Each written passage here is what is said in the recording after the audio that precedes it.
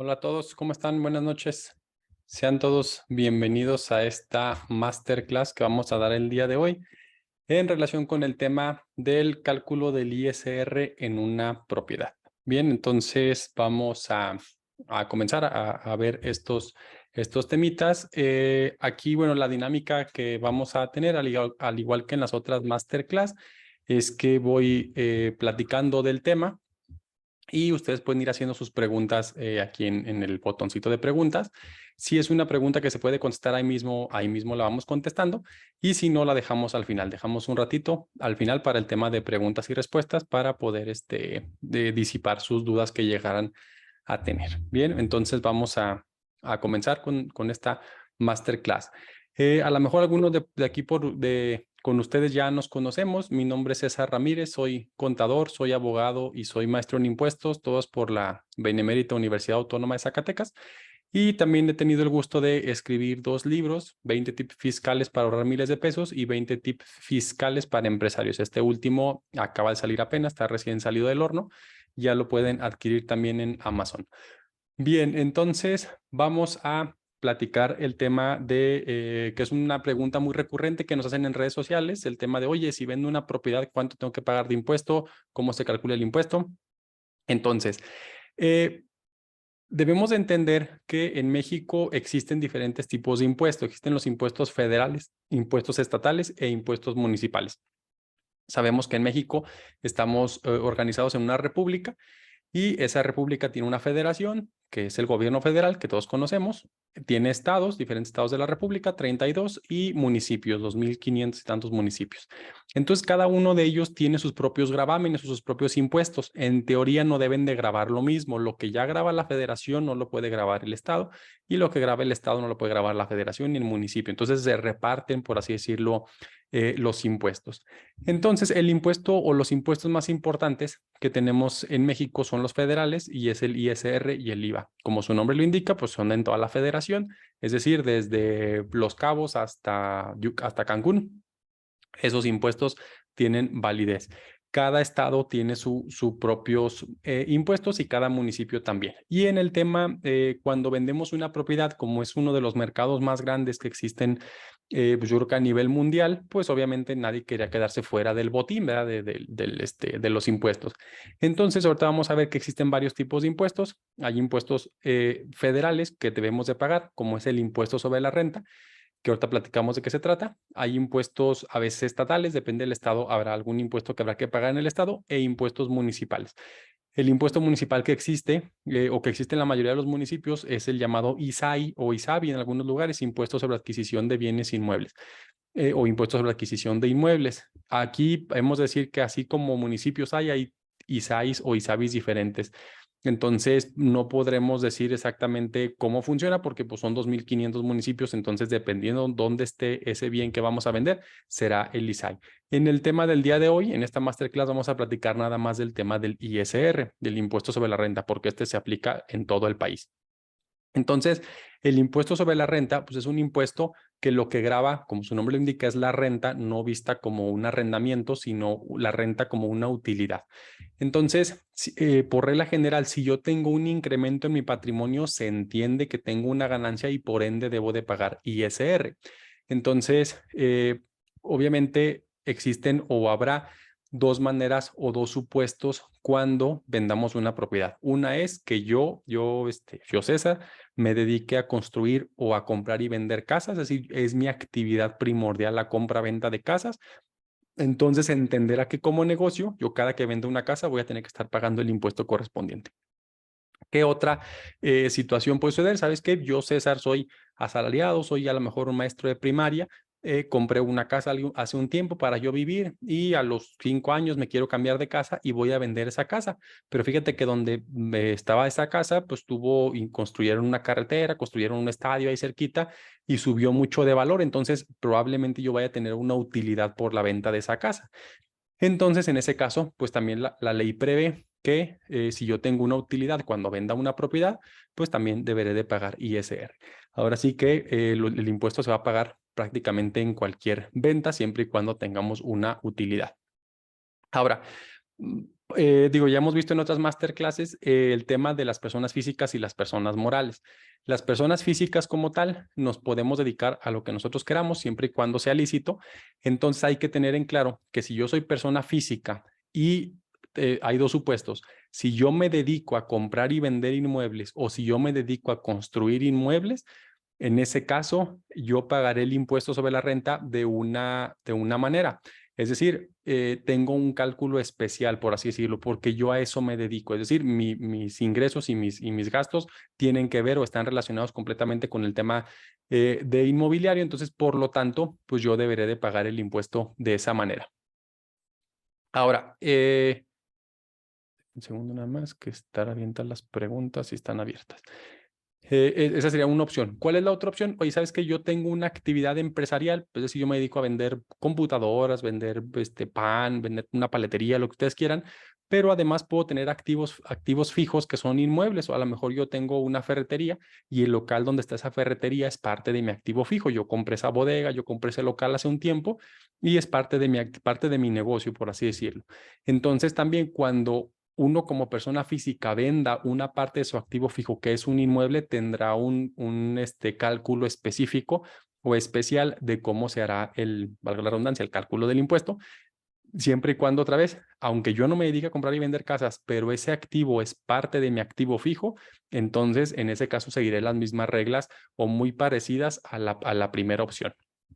¿Qué puede suceder también? Yo como persona física, yo a lo mejor me dedico a vender casas o me dedico al tema de la ferretería como persona física con actividad empresarial, pero tengo mi casa habitación, la cual no es parte de mi negocio. Es decir, yo de mi negocio estuve sacando utilidades y de esas utilidades yo pagué mi casa, o sea, donde yo vivo. Entonces, cuando yo venda esa casa, como no es parte de mi activo fijo, ni yo me dedico a comprar y vender casas, yo la tendré que pagar conforme se le llama el capítulo de enajenación de bienes. ¿Qué significa esto? Que hay un capítulo específico en la ley donde me dice, cuando tú no seas constructor ni sea parte de tu activo fijo, te vas a ir en ese cálculo, ahí te digo las reglas. Y la mayoría de la gente cae ahí. ¿Por qué? Porque pues no es parte de mi activo fijo ni me dedico a eso. Yo creo que la mayoría de las operaciones se hace entre particulares, una ama de casa, una persona que tiene o que es maestro, como decíamos, un asalariado. Entonces, todos ellos, los que ni es su activo fijo, ni se dedican a eso de manera habitual, pues van a caer en este cálculo del ISR, como se le llama enajenación de bienes, que es el que nos realiza el notario, que es el que vamos a platicar ahorita aquí en esta clase. Entonces, sepamos pues que cuando voy a caer en este tipo de cálculo, cuando el activo que voy a vender no es parte de mi activo fijo, en caso de ser actividad empresarial. Si soy cualquier otro régimen, pues yo voy a caer en ese supuesto. Entonces, vamos a ver cómo se calcula este mentado ISR. Y es una pregunta muy común que nos hacen en redes sociales. Oye, ¿cuánto debo de pagar si voy a vender mi casa de 4 millones de pesos? Quiero que cuando terminemos esta masterclass vean que esa pregunta no tiene una respuesta tan sencilla porque tiene muchísimos factores que ver el tema del cálculo. Ahorita lo vamos a ver, o sea, no es una tasa específica, no es un monto así que se pueda sacar muy rápido. Obviamente cuando lo sacas con un documentito, pues es más fácil, pero así como que te la platiquen y nada más, oye, voy a vender mi casa en 5 millones, ¿cuánto tengo que pagar? Pues vamos a ver ahorita cómo se hace este cálculo. Bien, ahora, es importante también recordar que cuando nosotros vendemos nuestra casa habitación, tenemos una exención que muchos ya conocemos. Esta exención es de 700,000 UDIs. Una UDI equivale más o menos como a 7 pesos, algo así, en 7 punto y tantos. Entonces, al día de hoy, más o menos, son 5,341,000 pesos. Es decir, si yo vendo mi casa habitación, es decir, yo vivía ahí, era donde pues yo habitaba y la voy a vender. Si cuesta menos de 5,341,000 pesos, no voy a pagar ISR. Ojo, no voy a pagar no quiere decir que no debo de declarar. La declaración sí la tengo que hacer. En mi declaración anual, yo tengo que avisarle al SAT, oye, SAT, vendí una casa, la casa era mi casa habitación, fue exenta, pero te aviso. Eso es muy diferente que el tema de pagar. O sea, no voy a pagar, no. Recordemos que hay dos obligaciones. La declaración es una y el pago es otra. Entonces, si es menos de 700,000 UDIs, no voy a pagar, pero sí debo hacer una declaración anual. Entonces, no nos vayamos con esta mito del que el notario ya hizo mi declaración y ya no, el notario va a hacer el cálculo del impuesto que me corresponda y nada más. Ya cada uno va a ser el obligado a hacer su propia declaración, ¿sale? Y es importante también recordar que estas 700,000 UDIs son por contribuyente. A ver, aquí es una cuestión ahí un poquito que está en veremos o a criterios. En lo personal, yo consideraría que si son 700,000 UDIs, les platico un caso así muy rápido. Resulta que una persona va a vender su casa habitación y esa persona a su vez es copropietaria o dueña de la misma casa junto con sus hijos, es decir, ahí vive la mamá y los dos hijos.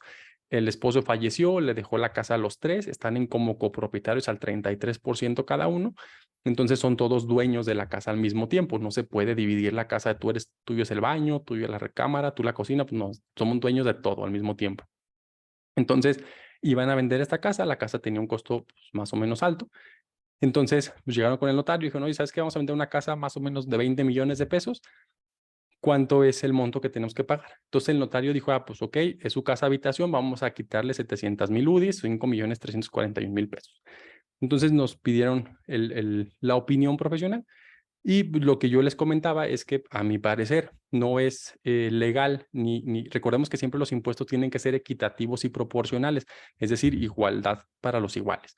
Entonces yo les decía que a mí no se me hacía una cuestión de equidad el que fueran a exentar a una persona, porque cuando vendemos una casa que es de 3 personas al mismo tiempo, pues cada una va a agarrar, por así decirlo, su ingreso y cada uno va a hacer su cálculo de impuestos él solito, por la parte que le corresponda. Entonces, si veíamos aquí, yo le decía, bueno, ¿y a quién le va a dar la exención? ¿A la mamá? ¿Y por qué a la mamá y no a los hijos? ¿O a uno de los hijos y por qué al hijo uno y no al hijo dos? O sea, ahí siento yo que estamos violando el principio de equidad porque la exención que habla nunca habla que es una exención por operación, es una exención que tiene cada contribuyente.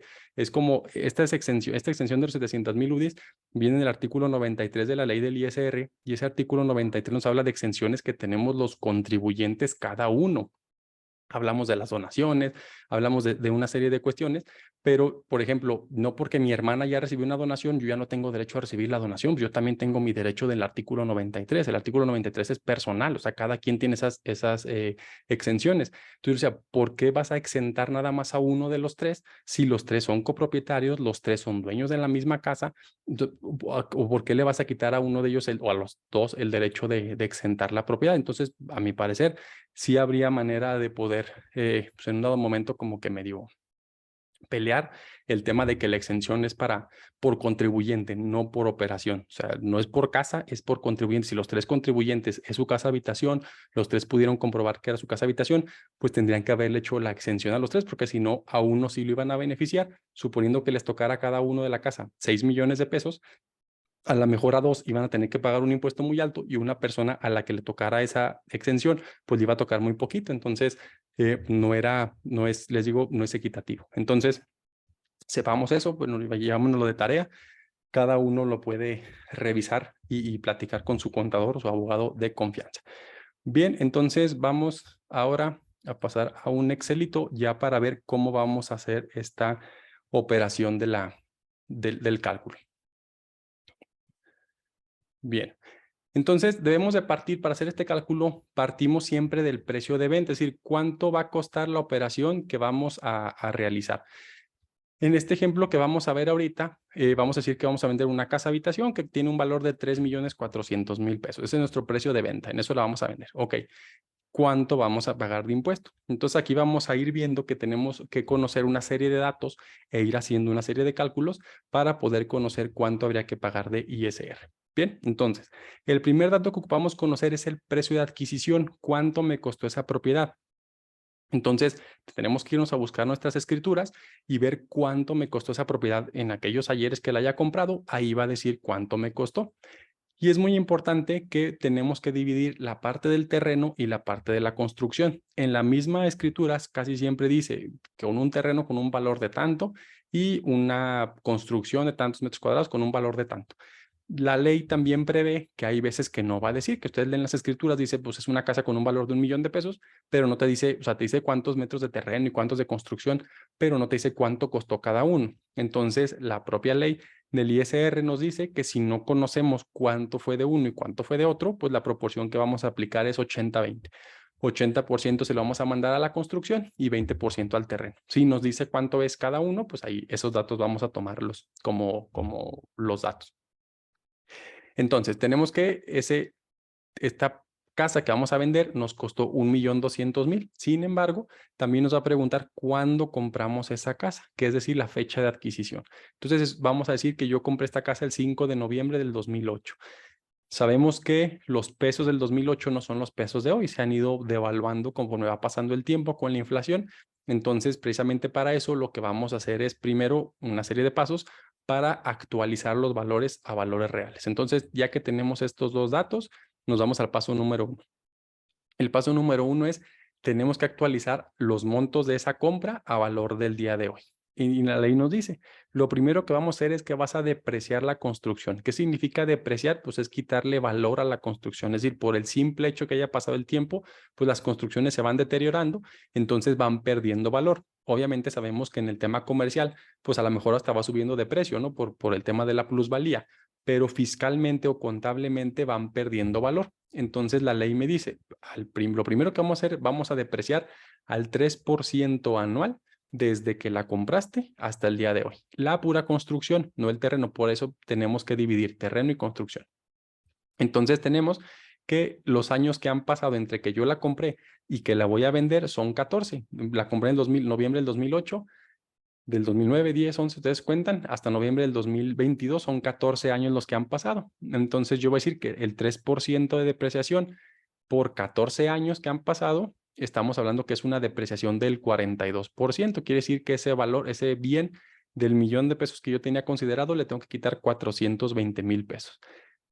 Tengo la construcción, le resto la depreciación y me da una construcción depreciada de 580,000 pesos. Es el valor que vale ahorita mi propiedad.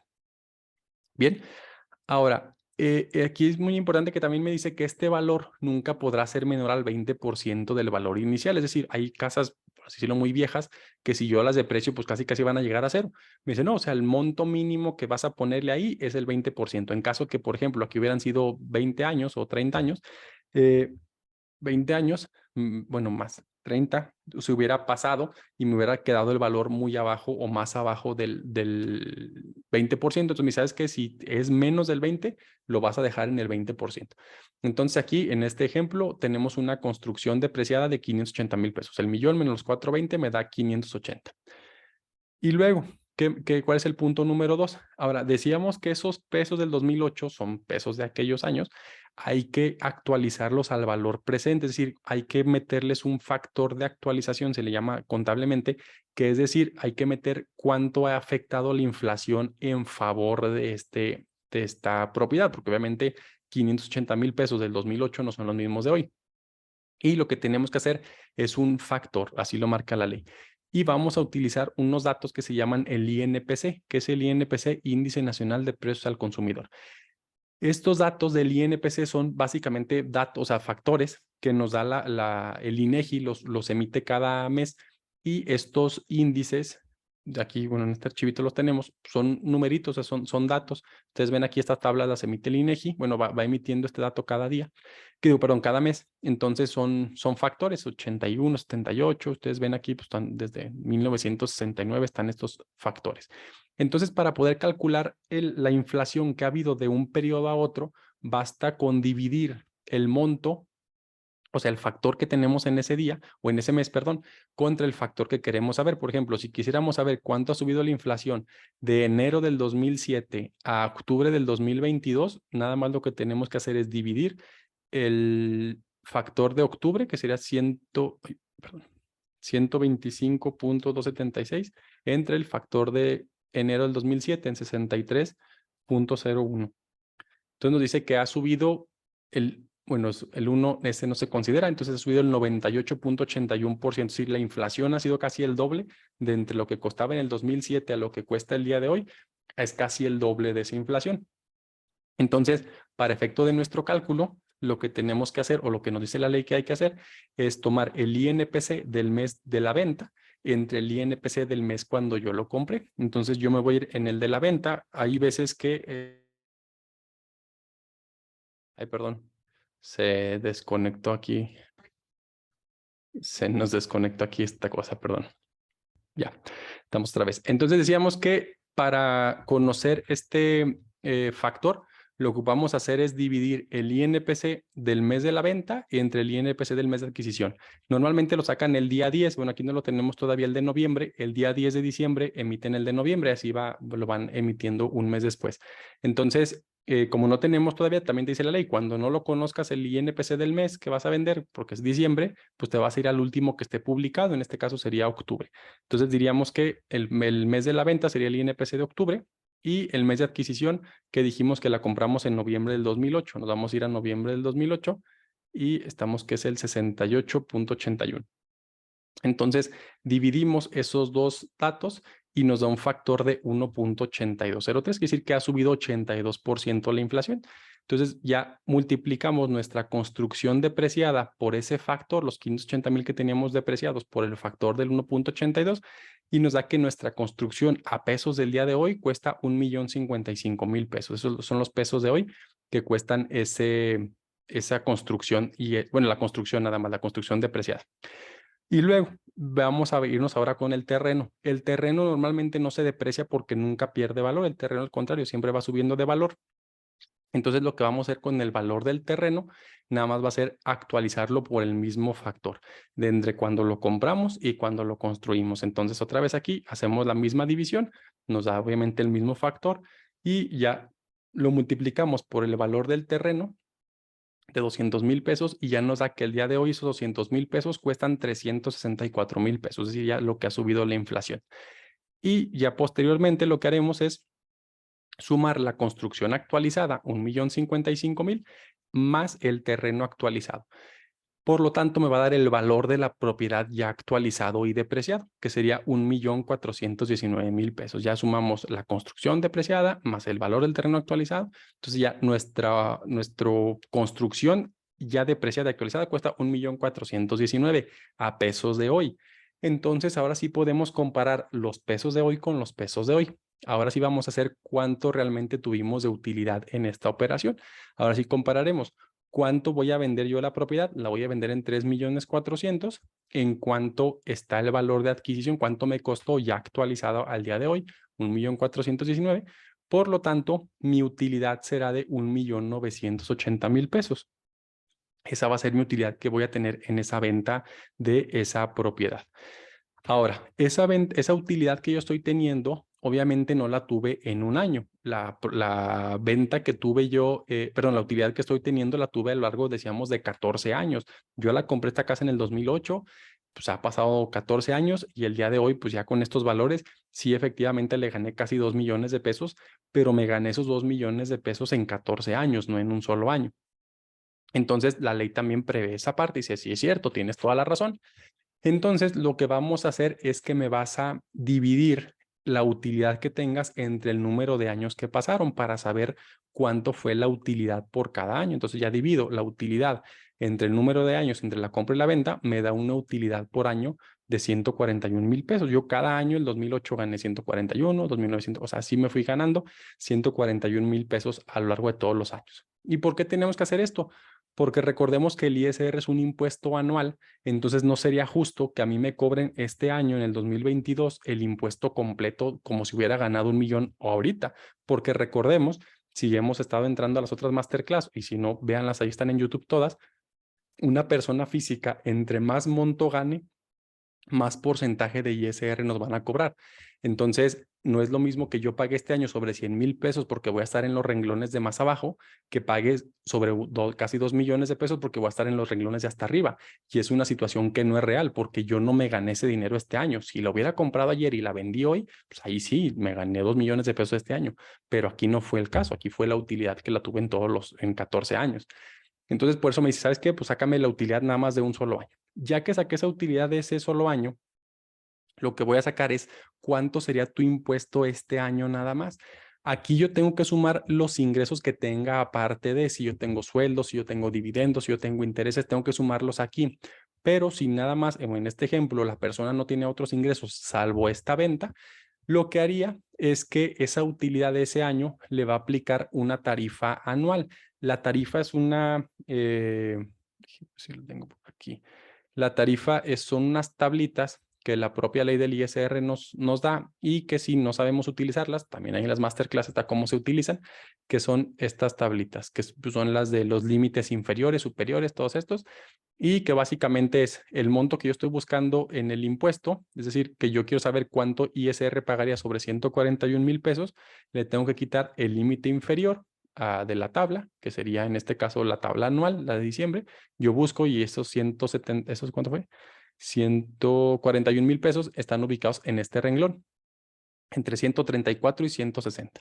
Entonces hago yo el cálculo con la tarifa, que es el monto menos el límite inferior, me da un excedente. Ese excedente lo multiplico por la tasa del mismo renglón, que sería el 17.92%. Se multiplica, me da un impuesto marginal y luego se suma la cuota fija de ese mismo renglón, que sería esta de 12,000 pesos. Por lo tanto, me dice que si yo obtengo una utilidad en un año de 141,000 pesos, el ISR que me tocaría pagar sería de 13,575 pesos. Ya que obtuve ese monto, ese ISR, me dice la ley, ahora divide el ISR que vas a pagar entre la utilidad para sacar una tasa real del impuesto, es decir, realmente cuánto estás pagando de impuesto. Entonces yo divido 13,000 pesos entre 141 y me da un impuesto o una tasa efectiva del 9.6, es decir, yo realmente estoy pagando el 9.6% de impuesto. Si yo multiplico este por 9.6, está en los 3,500. Como vemos ahorita, va a depender de muchísimos factores el monto de esa tasa del factor real. Depende de cuánto se actualizó el valor, depende del valor cuando yo la compré, de cuántos años han pasado. O sea, depende muchísimas cosas para que yo pueda llegar a este factor del impuesto. Por eso cuando nos preguntan, oye, ¿cuánto debo de pagar? Pues no sé, ocupo que me digas cuánto costó el terreno, cuánto la construcción, cuándo la compraste, hacer todo este cálculo para efecto llegar a que vamos a tener una tasa efectiva del 9.6% en este ejemplo. Ahora, ya que tenemos esta tasa, lo que nos dice la ley me dice, oye, vas a dividir la ganancia que decíamos de 1,900,000 pesos, 1,980,000, la vas a dividir entre el número de años que tenías, entre 14. Y vamos a formar dos grupos. La ganancia acumulable, que le llama, que es la de un año que vamos a acumular este año, y la ganancia no acumulable, que son todos los demás años que no he pagado el impuesto por esos años. Esos años, pues sí fui ganando 141,000 pesos cada año, pero no he pagado ese impuesto todavía. Entonces, hasta ahorita lo voy a pagar. Pero, pues les digo, no me lo pueden juntar todo y pagarlo ahorita. Entonces, lo que hace la ley es que me dice, ok, sobre 141 calcúlame el impuesto. Ya lo calculamos y me dio el 9.6. Ahora lo que me va a decir, ok, a la otra ganancia no acumulable, es decir, a la ganancia de los otros 13 años que no has pagado el impuesto, le vas a aplicar esa misma tasa, o sea, la misma tasa que tú pagaste o que vas a pagar este año por esa utilidad de un año, la vas a multiplicar por esa tasa.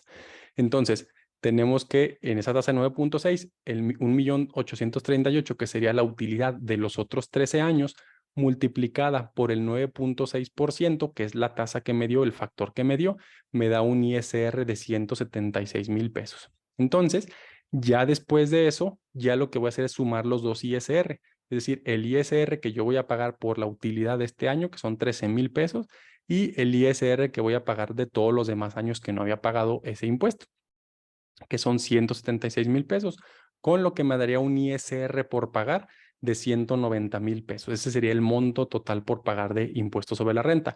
Como vemos aquí, otra vez no es un factor o una tasa aplicable, vamos a depender de muchísimos factores para poder llegar a este número. Luego, todavía para hacerlo un poquito más complicado, dice la autoridad, oye, ¿sabes qué? Pero yo quiero darle a no son sus hijos como tal, ¿verdad? Pero a los estados, yo les quiero dar una participación de esta ganancia o de este impuesto que estoy cobrando. Entonces, lo que nos dice, ¿sabes qué? De la utilidad que tú tengas, le vas a entregar el 5% al estado donde esté la casa. Si la casa está en Zacatecas, le vamos a pagar el 5% a Zacatecas. Si la casa está en Yucatán, el 5% a Yucatán. Entonces, me dice, de la utilidad que te salió, multiplícala por 5% y eso le vas a pagar al estado. Entonces, yo tengo que irme acá a la utilidad total que dijimos que era de 1,980,000, la multiplico por el 5%, está en 980 por 5% y me da un impuesto de 99,000 pesos. No es un impuesto extra, es meramente nada más cómo se va a repartir el impuesto.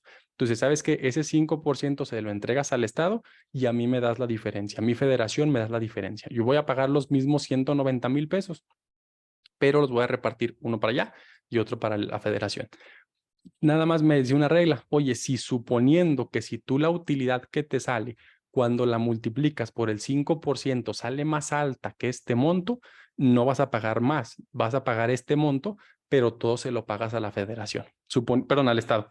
Suponiendo que tuviéramos una utilidad de 3 millones de pesos, si la bueno, no, de 5 millones de pesos, si la multiplicamos por el 5% me daría un impuesto de 250,000 pesos, pero yo ya dije que eran 190. Entonces me dice, en ese caso que sucediera esto, lo que haríamos nada más es que tú le pagas a la entidad federativa los 190,000 pesos y a mí como federación ya no me pagues nada. Ellos se lo quedan todo, pero no vas a pagar estos 250. O sea, este nomás es como un número donde si el monto es menor, se lo dividen entre las dos, entre el Estado y la federación, pero si el monto es mayor, nada más el Estado es el que se la cobra. Entonces, por eso también a veces entra a participar el Estado. No es que sea otro impuesto, es el mismo impuesto, nada más que se divide. Bien, ok. Luego, ya vamos terminando, ¿eh? Hasta aquí todavía vamos bien.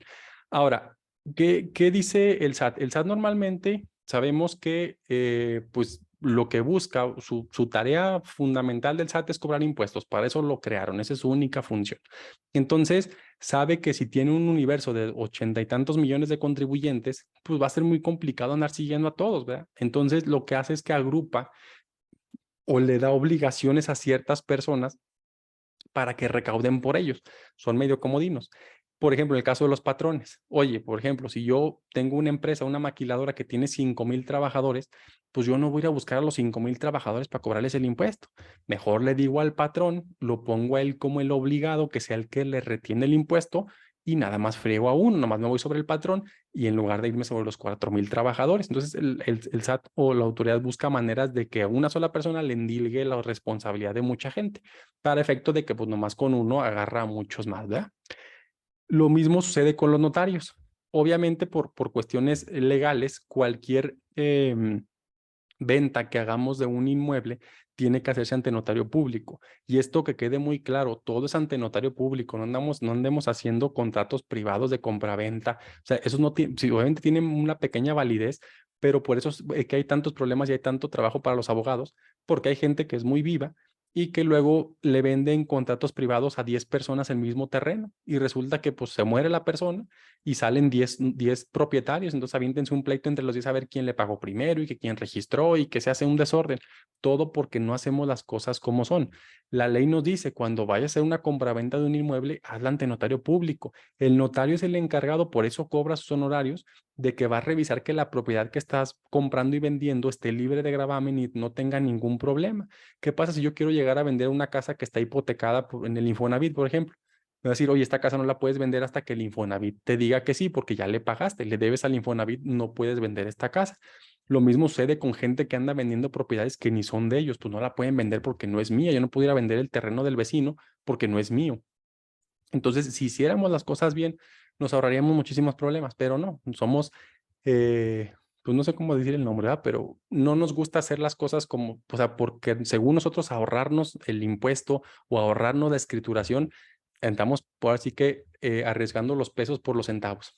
Existen maneras, oye, es que no voy a pagar todavía la propiedad, todavía se la voy a deber, no importa, existen los instrumentos legales para hacer una compraventa, se le llama con reserva de dominio, es decir, yo te compro este terreno, te voy a comprar este terreno que cuesta 10 millones de pesos, te voy a dar de enganche 10,000. ¿Y qué es lo que? No, pues no hay que escriturar todavía, hasta que me acabes de pagar escrituramos. No, o sea, yo ya te di 10,000, ya escrituramos ahorita. Obviamente la escritura o la propiedad más bien va a quedar, se le llama con una reserva de dominio. ¿Qué significa esto? Que la persona que es el nuevo dueño no la va a poder vender hasta que le pague a esta otra persona. Cuando te acabe de pagar, entonces ahora sí ya puedo vender yo. Mientras tanto, sí soy el dueño, pero tengo esta reserva de dominio. ¿Cuál es la más común? El tema de una casa que se saca por crédito hipotecario. Cuando yo saco una casa con crédito hipotecario, obviamente la casa ya está a mi nombre, pero tiene reserva de dominio a favor del banco, a favor del Infonavit o a favor del Fobiste, donde me dicen, oye, ¿sabes qué? Si es tuya, pero no la puedes vender hasta que me pagues a mí. Cuando ya la quieres vender, nomás págame mi dinero y ya véndela, no hay ningún problema. Entonces sucede exactamente lo mismo, o sea, no nada más es con los bancos lo hacen obviamente para protegerse también ellos. Pero nosotros pensamos que es por burocracia del banco y creemos que no lo necesitamos hacer.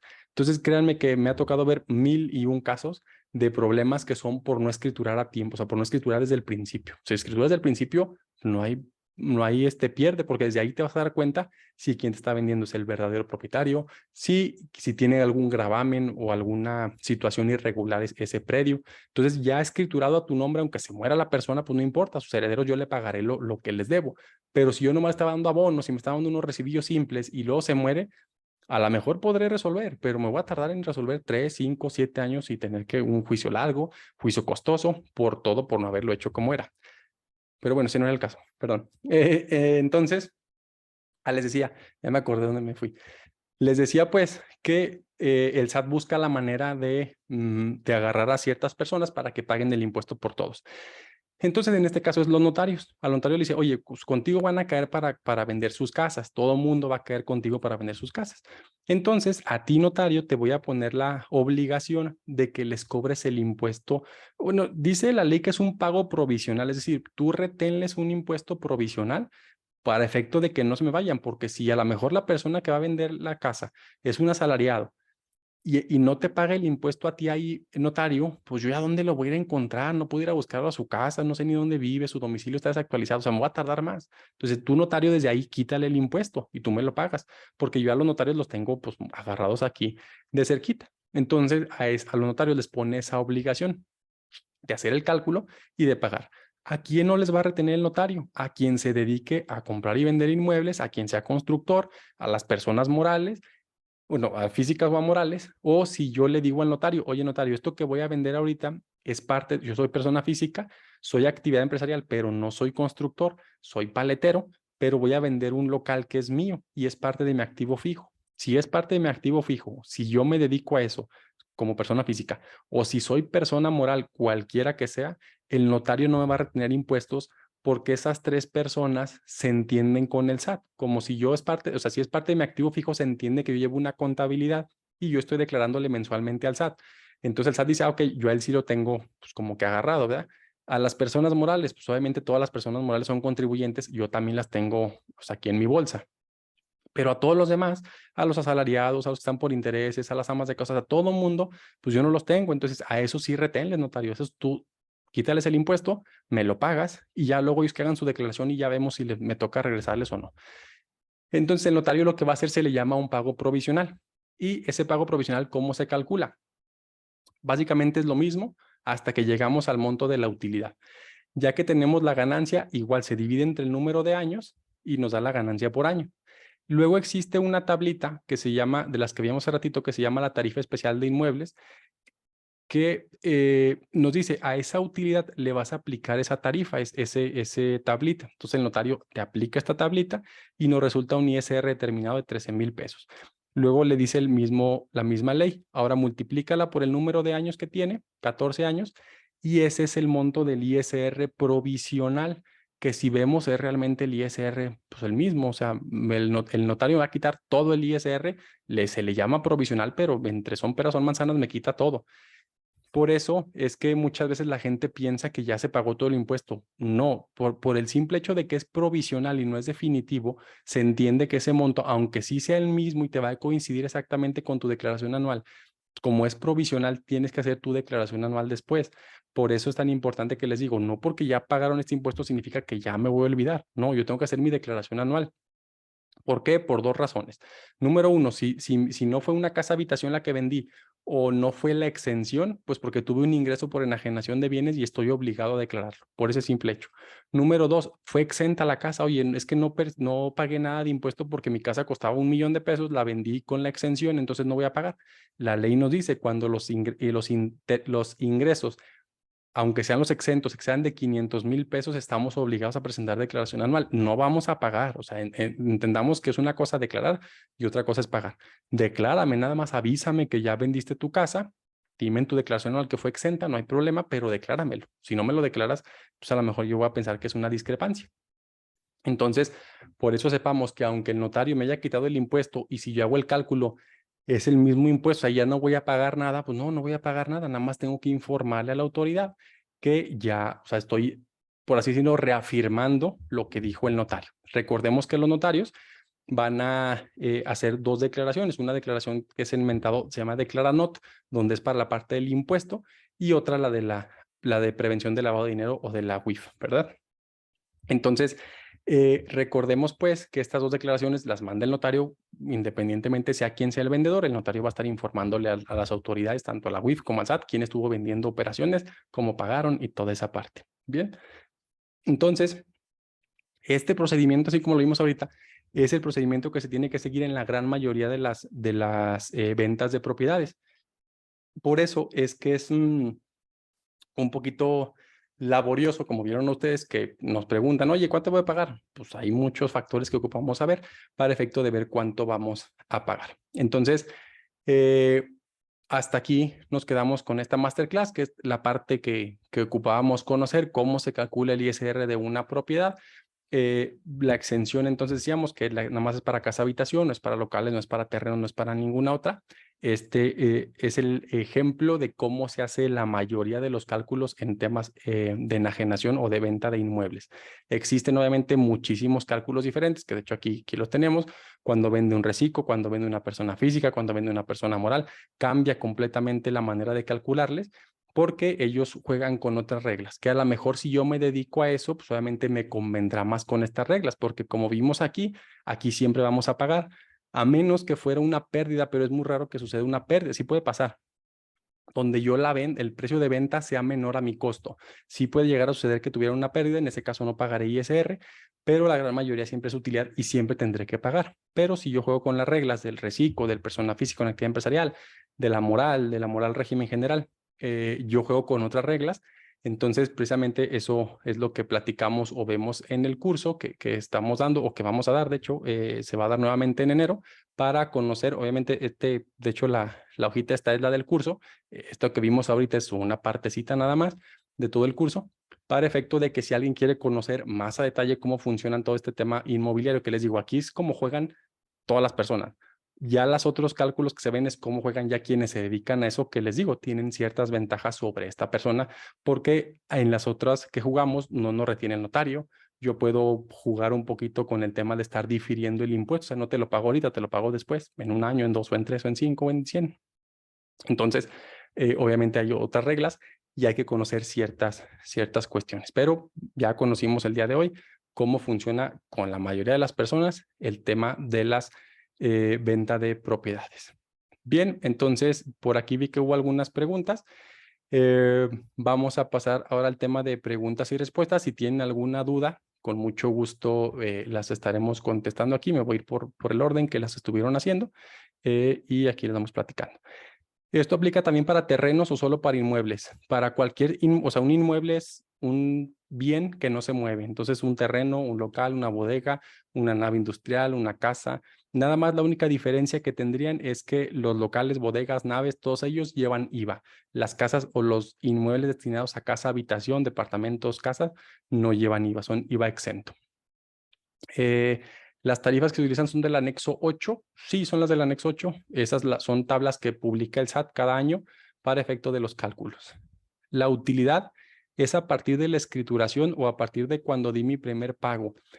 Es a partir de la escrituración, porque cuando se hace la escrituración es cuando ya está hecha la venta. La venta no está supeditada a que esté pagada o no esté pagada. Cuando yo voy con el notario a hacer la venta, ya la venta está perfeccionada. Oye, yo te debo, nomás te di 10,000 pesos y el inmueble cuesta 10 millones de pesos. Ya está hecha la venta, entonces ya se tendría que pagar el impuesto. ¿Cómo sabemos si es el 5%? No, ese siempre, o sea, ese monto viene en la ley del ISR, que es federal, entonces siempre es el 5% para el Estado, ese le toca siempre al Estado. ¿Y qué opinas cuando una persona física hace pasar la venta de un terreno como casa habitación? Pues ahí ciertamente el notario es el que debe de, porque el notario obviamente pide un avalúo y ese avalúo tiene que tener fotografías. Entonces, pues si el notario está viendo que en las fotografías viene un inmueble, pues no deberá de pasarlo como terreno, ¿no? Si es en copropiedad, el cálculo del impuesto se divide entre las personas copropietarias, exactamente. Cuando vemos 3 o más, o 2 o 5 o 10 copropietarios, el ingreso se divide entre todos los copropietarios y cada uno le toca pagar su partecita, lo cual es muy bueno porque veíamos hace ratito en la tablita que entre más ingreso tengo, más porcentaje pago. Entonces no es lo mismo que una sola persona pague sobre 1,000,000 de pesos que 10 personas paguen sobre 100,000 pesos, porque cada una se va a ir para abajo en el renglón. Entonces a veces la copropiedad sí es nos ayuda bastante, pero sí es así, se divide. Nunca podrá ser menos del 20%, porque la ley dice que cuando deprecies la propiedad no puedes depreciarla más de, o sea, que cueste menos del 20% del valor original. Así te dice la ley, como para que no llegues a cero, porque hay muchos bienes que son viejos y que pudiera llegar a un costo cero. Entonces, pues dice la ley, no, tampoco no te voy a meter ahí tanto el pie, ¿verdad? Es eso. Hablando de la exención de las 700,000 UDIs, si el notario nos retiene a la hora de hacer la declaración, ¿podemos pedir la devolución? Efectivamente. Ha habido muchas ocasiones en que el notario, al final de cuentas, como el notario se le llama obligado solidario, es decir, que si él no hace las cosas y el SAT determina que se tenía que haber hecho esa retención, se la va a cobrar al notario. Entonces, en el tema de las exenciones, hay veces que hay casos así como medio raros que el notario prefiere no arriesgarse y le retiene el impuesto. Pues a final de cuentas, como el impuesto no es de él, él lo retiene y él lo paga. Y ya digo, a veces te dicen y a veces no, pero tú te puedes o tienes tu derecho a presentar tu declaración anual y si a tu criterio y con documentos puedes demostrar que efectivamente la propiedad era exenta y era tu casa habitación, pues tú en tu declaración anual le pondrás que era exenta, que el impuesto es 0 pesos y que el notario te quitó 200,000 pesos y que por lo tanto esos 200,000 pesos es un ISR a favor, que te lo devuelvan. Entonces ya la autoridad revisará el caso y si es procedente te devolverán ese dinero que te pagaron, que te cobraron de más. La venta de terreno grava IVA. No, la venta de terreno es exenta de IVA y no importa quién seas, es exenta de IVA. Las tablas de ISR, ¿en qué artículo se pueden encontrar? Vienen con el artículo 90 y tantos, pero como ese es de la ley cuando se publicó, están desactualizados. Tú ponle en Google tablas ISR SAT y ahí te van a salir las más recientes, porque de hecho tiene como 3 años que no la cambian y se supone que este año que entra ya la van a cambiar porque la van actualizando también con la inflación. Va a haber grabación de la liga, se va a subir a YouTube. Todas las masterclass que vamos dando, cuando terminamos, se suben al canal de YouTube. Ahí están las otras que hemos dado. Tratándose de la venta de un inmueble con nogales, los nogales forman parte de construcción o de terreno. Ahí habría que ver por qué pudieran entrar como una mejora al terreno, porque supone que le están dando más valor.